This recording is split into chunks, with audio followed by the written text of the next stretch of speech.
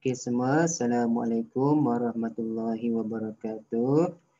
Jadi untuk hari ini muallim akan ajar awak kita masuk dengan tema yang baru.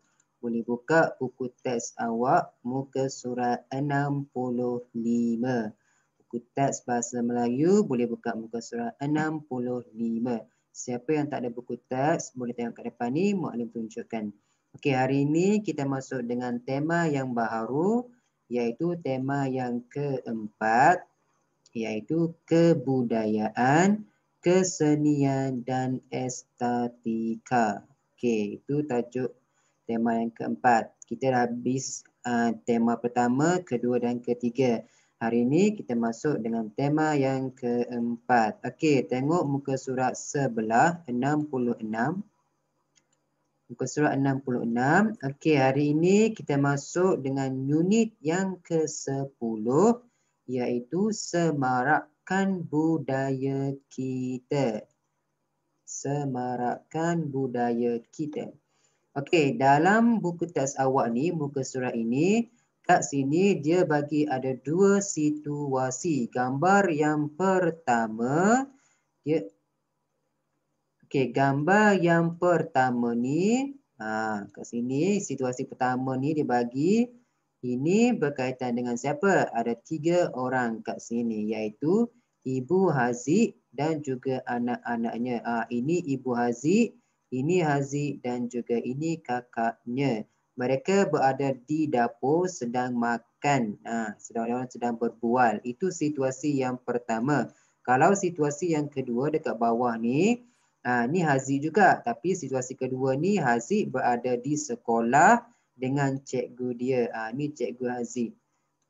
Haziq sedang berbual-bual dengan cikgunya. Okey, tak apa. Kita pergi dengan situasi pertama, gambar dekat atas ni. Mari kita cuba fahami dulu petikan ini bercakap tentang apa. Okey, tajuk dia salam diberikan, tetamu dihormati. Itu tajuk dia. Okey, yang atas ni, Ibu Haziq berpesan kepada anak-anaknya tentang adab melayan tetamu. Ibu ni dia pesan kepada anak dia dua orang ni, Haziq dan juga yang kakak dia ni, tentang apa? Tentang adab melayan tetamu. Kalau tetamu datang rumah kita, apa yang kita kena buat? Okey, yang pertama ibu dia bagi tahu. Ibu ingin berpesan kepada kamu tentang adab melayan tetamu. Apakah adabnya ibu? Haziq beritahu. Apakah adabnya ibu? Adab melayan tetamu. Okey, yang pertama ibu dia beritahu. Kita mestilah menyambut kedatangan tetamu dengan senyuman dan menjamu tetamu mengikut kemampuan kita. Itu adab yang pertama. Kita menyambut kedatangan tetamu dengan senyuman. Itu yang pertama. Bila tetamu datang rumah kita, kita sambut dia dengan senyuman. Jangan pula marah dekat dia. Tak bolehlah marah-marah ke, sedih-sedih ke, tarik muka ke. Jangan. Itu bukan adab melayan tetamu. Adab melayan tetamu yang pertama ibu dia bagi tahu, kita kena sambut kedatangan tetamu dengan senyuman. Itu yang pertama. Kita sambut tetamu yang datang rumah kita dengan senyuman. Itu adab yang pertama. Yang kedua, ibu dia berkata apa? Dan menjamu tetamu mengikut kemampuan kita. Menjamu tetamu ni maksudnya menyediakan makanan. Macam awak dekat rumah, bila orang datang rumah awak je, mesti mak ayah awak akan sediakan makanan kepada tetamu yang datang. Jadi itu adab yang kedua. Yang ketiga, selain itu kita juga perlu menjaga percakapan ketika di hadapan tetamu, menghantar tetamu yang ingin pulang ke pintu pagar dan mengucapkan terima kasih atas kehadiran mereka. Okey, yang ketiga ibu dia bagi tahu apa dia adab yang ketiga. Kita menjaga percakapan ketika di hadapan tetamu. Bila tetamu datang je, kita kena cakap elok-elok, cakap baik-baik, jangan cakap kasar-kasar, jangan mencarut, cakap elok. Kita jaga percakapan kita. Jaga elok-elok, kita kena beramah mesra. Itu yang ketiga. Yang keempat pula apa adab dia? Menghantar tetamu yang ingin pulang ke pintu pagar. Bila tetamu nak balik je, kita hantar dia sampai ke pintu pagar luar rumah kita. Itu adab yang keempat. Yang kelima, apa pula adab yang kelima? Dan mengucapkan terima kasih atas kehadiran mereka. Tetamu nak balik tu, kita dah sambut, dah hantar dia kat pintu pagar, kita ucapkan terima kasih kepada mereka sebab sudi hadir ke rumah kita. Itu adab melayan tetamu. Ada 4 semua adab melayan tetamu. Jadi lepas ni, bila tetamu datang rumah kita, jadi yang pertama kita kena sambut kedatangan tetamu dengan senyuman. Dan kita mestilah sediakan makanan untuk mereka. Dan juga bila bercakap, kita kenalah menjaga percakapan. Dan kita hantar mereka bila mereka ingin pulang. Dan yang terakhir, kita ucapkan terima kasih kepada mereka sebab sudi datang ke rumah kita. Itu adab yang ibu dia bagi tahu kepada Haziq dan kakaknya. Jadi kakaknya cakap apa? Cikgu ada memberitahu, menerima dan melayan tetamu ialah amalan yang mulia. Ingat bila tetamu datang rumah kita, maksudnya tetamu datang membawa rahmat, ada kebaikan untuk kita. Jadi kita mestilah menjaga adab melayan tetamu. Itu situasi yang pertama. Okey, dengan situasi yang kedua pula dekat bawah. Tadi Haziq dekat rumah dengan mak dia. Sekarang ni Haziq dekat sekolah dengan cikgu dia. Okey, seronok sungguh tajuk hormatilah tetamu pada hari ini cikgu. Ibu selalu berpesan supaya hormat akan tetamu yang datang ke rumah. Cikgu dia pun tanya, apakah pesanan itu Haziq? Apa pesanan dia? Dekat atas tadi lah ibu dia beritahu. Pesanan dia, ibu dia beritahu ada 5 pesanan. Ibu berpesan supaya, yang pertama apa dia pesanan ibu dia? Dekat atas ni ibu dia beritahu. Ibu dia bagi tahu yang pertama, kita kena sambut kedatangan tetamu dengan senyuman. Itu yang pertama.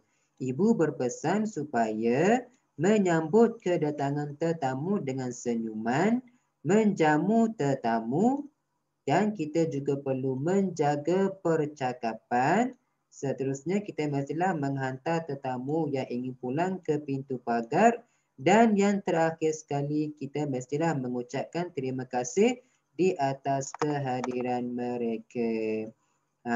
Aziz dia ulang balik pesanan yang ibu dia bagi tahu ni tadi kepada dia. Dia bagi tahu balik kepada cikgu dia.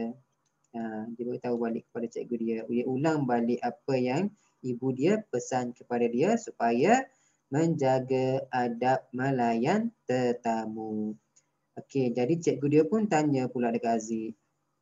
Cikgu tanya apa? Haziq, mengapakah kita perlu menghormati tetamu? Kenapa kita perlu menghormati tetamu? Kita perlu menghormati tetamu kerana apa? Supaya apa? Ada banyak sebab dia. Yang pertama mungkin kita perlu menghormati tetamu supaya tetamu suka kepada kita. Bila kita jaga adab melayan tetamu, tetamu pun suka datang ke rumah kita. Diorang pun suka bercakap dengan kita, berkawan dengan kita, berjiran dengan kita. Itu salah satu adab dia, salah satu cara kebaikan dia. Mengapa? Sebab dia kita perlu menghormati tetamu.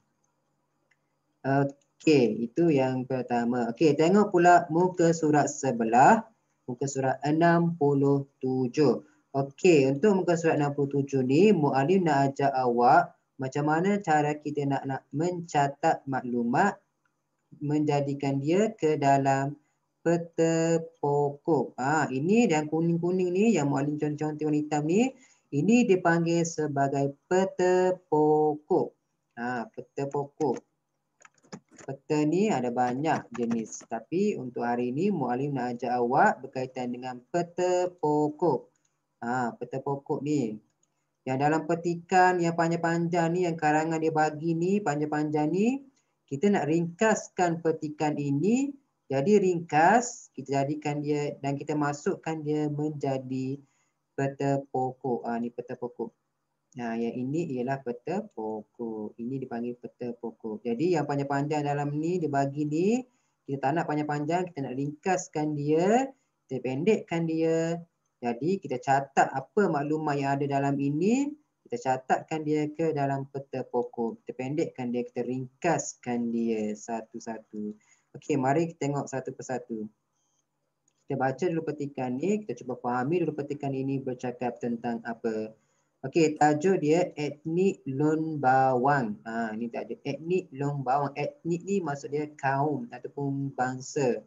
Etnik Lun Bawang, dia merujuk kepada orang. Lun Bawang ni etnik kaum. Okey, Dayang Rosni menghantar email kepada kawannya tentang masyarakat etnik di Sarawak. Dekat Sarawak ni ada ramai etnik, ada banyak etnik, ada banyak kaum. Antaranya kat sini dia bagi etnik Lun Bawang. Dayang ni dihantar kepada siapa? Dayang Rosli menghantar kepada kawan dia Min Lee berkaitan dengan perkara etnik Lun Bawang. Dia nak tanya, dia beritahu ni. Okey, Sarawak sememangnya negeri yang memiliki pelbagai etnik. Antaranya termasuklah etnik Lun Bawang. Kebanyakan etnik ini terdapat di utara Sarawak, iaitu di bahagian Limbang, terutamanya di daerah Lawas. Okey, perenggan kedua. Pekerjaan utama etnik Lun Bawang ialah pertanian sara diri. Mereka terkenal sebagai penanam padi adan. Selain itu, mereka juga menghasilkan garam bukit. Masyarakat Lun Bawang mengadakan pesta menuai yang dikenali sebagai Irau Aco Lun Bawang. Pesta ini diadakan selama 3 hari 2 malam, iaitu pada 31 Mei hingga 2 Jun setiap tahun. Pelbagai aktiviti kebudayaan diadakan, antaranya termasuklah pertandingan permainan tradisional, demonstrasi kebudayaan, pertandingan sukaneka, jualan kraf tangan tradisional serta pameran dan jualan makanan tradisional. Okey, yang seterusnya, kemuncak pesta Irau Aco Lun Bawang ialah pertandingan Ratu Cantik bagi perempuan dan pertandingan yang memaparkan kepahlawanan bagi lelaki. Pemenang pertandingan Ratu Cantik digelar Ruran Ulong, manakala pemenang pertandingan kepahlawanan digelar Padan Liu Burong. Dengan adanya pertandingan ini, para peserta dapat menonjolkan pakaian tradisional, kebudayaan tradisional, tarian dan muzik tradisional yang diamalkan oleh nenek moyang mereka. Adat ini juga dipamerkan kepada para pelancong yang datang ke negeri Sarawak. Itu petikan dia berkaitan dengan etnik Lun Bawang. Okey, yang dalam panjang-panjang dibagi ni, kita nak pendekkan dia. Ni karangan panjang ni, kita nak pendekkan dia, kita nak catatkan segala maklumat yang ada di dalam petikan ini ke dalam peta pokok. Macam mana kita catat? Okey, yang pertama, kat sini dia bagi dalam peta pokok, yang pertama atas sekali mestilah ada tajuk. Kat sini dia bagi tajuk, kat sini etnik Lun Bawang. Jadi kita ambil balik etnik Lun Bawang.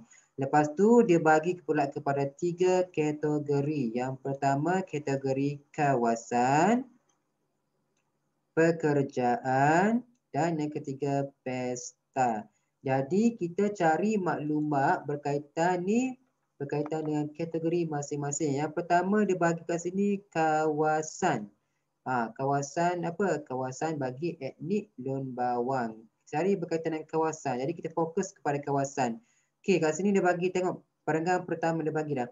Sarawak sememangnya negeri yang memiliki pelbagai etnik, antaranya termasuklah etnik Lun Bawang. Kebanyakan etnik ini terdapat di utara Sarawak. Dia masuk kawasan tempat lah, iaitu di bahagian Limbang, terutamanya di daerah Lawas. Jadi dekat bawah ni kita masukkan daerah Lawas. Kawasan ini kawasannya. Jadi berkaitan dengan kawasan ni, yang pertama kita masukkan berkaitan dengan kat sini dia bagi dah, daerah Lawas. Jadi dekat bawah sini, dia bagi kat sini, kita tulis daerah Lawas. Ini kita daerah lawas berkaitan dengan kawasan. Ikut kategori masing-masing. Kat sini dia bagi kawasan, jadi kita masukkan berkaitan dengan kawasan, iaitu daerah lawas. Jawapan dia dalam petikan, kita pendekkan dia. Okey, etnik Lubawang, pekerjaan. Yang kedua, dia bagi kategori pekerjaan. Okey, etnik Lubawang, kerja apa mereka buat? Tengok perenggan kedua, dia bagi ni, pekerjaan utama. Etnik Lubawang, apa dia?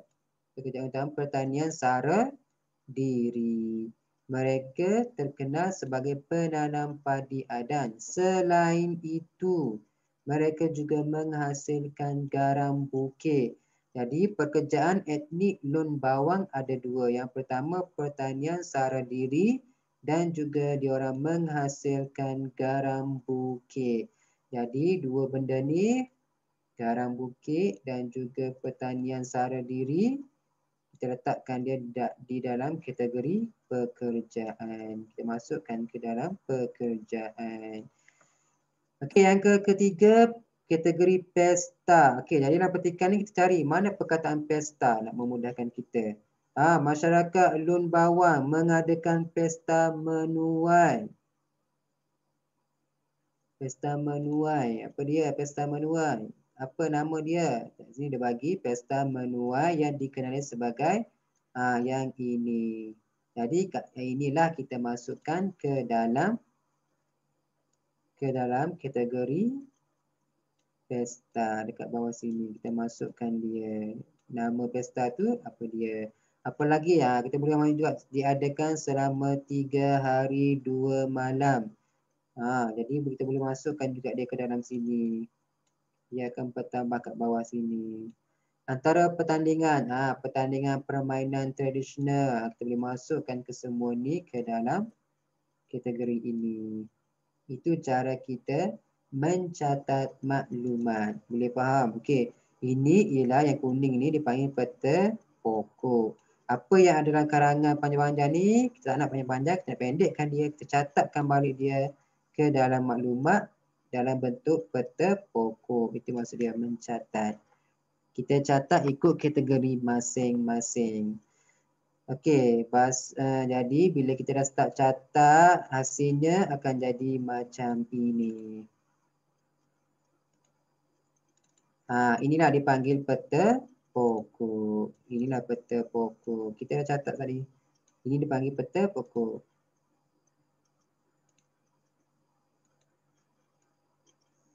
Peta pokok. Kita catat maklumat berdasarkan petikan karangan tadi. Dalam karangan tadi tu, maklumat dia dari mana kita dapat? Jadi maklumat dia, pertama kita bagi tajuk. Atas sekali kena ada tajuk. Tajuk dia etnik Lun Bawang. Lepas tu, macam dalam buku teks tu, dia terbagi kepada 3 kategori. Iaitu kategori yang pertama, kategori kawasan. Kita kotakkan dia. Kategori yang kedua, pekerjaan. Dan kategori yang ketiga, pesta. Okey, kawasan dia dekat mana? Dekat daerah lawas. Yang macam dalam buku teks awak tu dia dah bagi daerah lawas. Pekerjaan apa yang diorang ada buat? Mereka ada buat 2 pekerjaan. Yang pertama pertanian sara diri. Yang kedua menghasilkan garam bukit. Dan pesta, diorang mengadakan pesta. Nama pesta ni Ira Acuk Lun Bawang. Pesta tu pula diadakan 3 hari 2 malam. Kita juga boleh masukkan maklumat berkaitan dengan aktiviti kebudayaan. Banyak aktiviti yang diadakan. Jadi yang dalam panjang-panjang dalam buku teks awal tadi tu, yang panjang-panjang tu kita pendekkan dia dalam bentuk peta pokok. Ini maksud dia, peta pokok. Okey, itu untuk peta pokok. Okey, yang terakhir sekali kita masuk sikit lagi. Yang terakhir berkaitan dengan peribahasa. Hari ini Muali nak perkenalkan kepada awak 4 jenis peribahasa. Kat sini yang perkataan yang dia conteng-conteng warna merah jambu ni, ini dipanggil sebagai peribahasa. Yang pertama dia bagi peribahasa bulat kata. Yang kedua dia bagi tidak lepuk dek hujan, tidak lekang dek panas. Yang ketiga adat lama pusaka usang. Yang keempat, lain padang, lain belalang. Okey, mari Muali terangkan kepada awak. Bulat kata. Bulat kata apa maksud dia? Bulat kata ni maksud dia sepakat. Ini dipanggil sebagai simpulan bahasa. Okey, yang pertama bulat kata. Bulat kata maksud dia sepakat. Itu yang pertama. Okey, kita tengok ayat dia. Tajuk dia petunjuk tanjak masa kini. Pejuang tanjak masa kini. Tanjak tu apa? Ni tanjak yang pakcik ni pakai yang dekat kepala dia ni. Okey, perbualan di antara Hadif, Haziq dan Rajif ke pesta kebudayaan di pusat komuniti. Watak yang pertama ada Hadif, Abang Haziq. Lepas tu, diorang berdua berbual. Okey, Hadif bagi tahu. Selamat pagi, Abang. Selamat pagi. Abang, banyak peniaga di sini memakai tanjak. Betul, adik. Kami bulat kata bersetuju memakai tanjak sewaktu berniaga. Bulat kata dekat sini dia bagi. Bulat kata ni maksud dia apa? Maksud dia, ni maksud dia sepakat. Mereka dah sepakat. Aziz, siapa? Abang Aziz dengan siapa? Dengan peniaga. Kat sini dia bagi tahu banyak peniaga di sini memakai tanjak. Abang dia pun cakap, betul adik, kami bulat kata. Abang Aziz ni dengan peniaga-peniaga kat situ, mereka bulat kata. Maksudnya mereka bersepakat untuk apa? Bersetuju memakai tanjak sewaktu berniaga. Itu maksud dia, bulat kata. Okey, Hadi pun kata, mengapakah mereka memilih untuk memakai tanjak? Abang dia pun kata, sebagai rakyat Malaysia, kita perlu menghargai hasil seni tradisional negara. Bak kata pepatah, tidak lapuk dek hujan, tidak lekang dek panas. Memakai tanjak dapat menyanjung adat resam kita seperti pepatah, adat lama pusaka usang. Okey. Apa yang dimaksudkan dengan adat lama pusaka usang, tak lapuk dek hujan tu? Okey. Kalau tak lapuk dek hujan, maksud dia ialah, kita tengok yang kedua. Yang kedua, tak lapuk dek hujan, tidak lekang dek panas. Okey, maksud dia apa? Ni maksud dia. Adat yang tidak berubah-ubah. Itu maksud dia. Tak lapuk dek hujan, tidak lekang dek panas. Itu yang kedua, maksud dia adat yang tidak berubah-ubah ataupun sesuatu yang tidak tetap, yang utuh, tetap utuh. Kat sini dia bagi tahu tentang kebudayaan, jadi berkaitan dengan adat. Maksudnya adat yang tidak berubah-ubah. Ayat dia bagi. Sebagai rakyat Malaysia, kita perlu menghargai hasil seni tradisional negara. Bab kata pepatah, tidak lapuk dek hujan, tidak lekang dek panas. Maksudnya adat yang tidak berubah-ubah. Adat apa? Kat sini dia berkata menghargai hasil seni tradisional negara. Jadi adat yang sentiasa dilakukan sepanjang zaman. Dari zaman dulu sampai sekarang. Yang ketiga, memakai tanjak dapat menyanjung adat resam kita. Seperti pepatah, adat lama pusaka usang. Okey, adat lama pusaka usang maksud dia apa? Maksud dia ialah yang ketiga. Yang ketiga, ni maksud dia. Adat lama pusaka usang maksud dia adat yang tetap sama dan tidak berubah-ubah sejak dari dahulu lagi walaupun sudah memasuki alaf baru. Okey, jadi tak lapuk dek hujan, adat lama pusaka usang, maksud dia lebih kurang sama sahaja, iaitu adat yang tidak berubah-ubah. Okey, lepas tu apa pula yang terjadi seterusnya? Hadif tanya, mengapakah tanjak mereka pelbagai bentuk? Tanjak ni ada banyak bentuk, kenapa pula? Okey, jadi Abang Aziz kata tanjak mempunyai pelbagai jenis lipatan. Lipatan tanjak ini berbeza mengikut negeri. Seperti peribahasa, lain padang, lain belalang. Setiap negeri ada cara ikatan dan lipatan masing-masing. Lipatan tanjak negeri Terengganu terkenal dengan nama Lang Melayang. Negeri Sabah pula dengan nama Dastar Siga. Motif Dastar Siga menjadi corak utama pada duit shilling 5 sen baharu. Kalau awak tengok dalam duit 5 sen yang baru sekarang ni, inilah corak Dastar Siga. Lepas tu adik kata terima kasih abang, banyak maklumat saya peroleh tentang tajak. Abang kata sama-sama. Okey, lain padang, lain belalang.